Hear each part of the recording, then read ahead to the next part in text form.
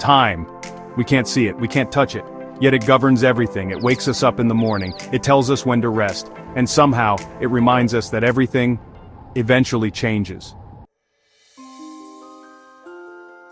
But have you ever paused to wonder, how did humans first begin to count time? How did we learn to track something we couldn't hold? Let's rewind, far back. Before smartphones, before calendars, before even the concept of an hour existed. In the beginning, there was only the sky. Early humans didn't have clocks, but they had the sun. They noticed its reliable journey across the sky, rising in the east, setting in the west. Shadows would stretch and shrink, patterns emerged, and from these patterns, the idea of measuring time was born. The sundial, perhaps humanity's first true clock. A simple stick in the ground, casting a shadow that moved with the sun. It wasn't precise, but it was predictable. And that predictability gave birth to something powerful: structure. In ancient Egypt, time meant more than just the passage of moments. It governed farming, prayers, life, and death. They developed sundials to divide the day into 12 parts.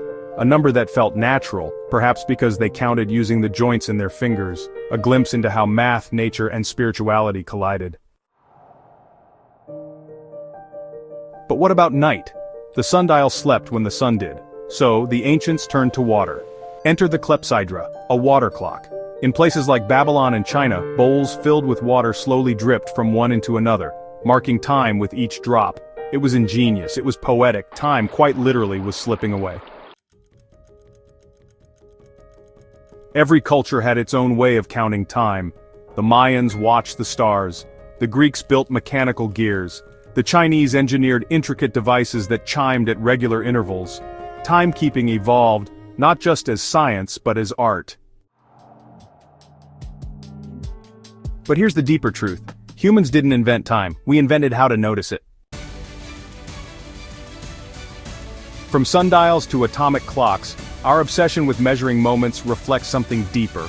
A need for order, a desire for meaning, and maybe, a quiet fear of the unknown. Because time isn't just numbers on a screen, it's the heartbeat of our lives. It teaches us patience, urgency, appreciation, loss, growth. Think about it. Without a way to track time, there would be no history, no planning, no future to dream of. It's not just about seconds ticking by, it's about how we choose to spend them. So the next time you glance at the clock, take a moment to reflect.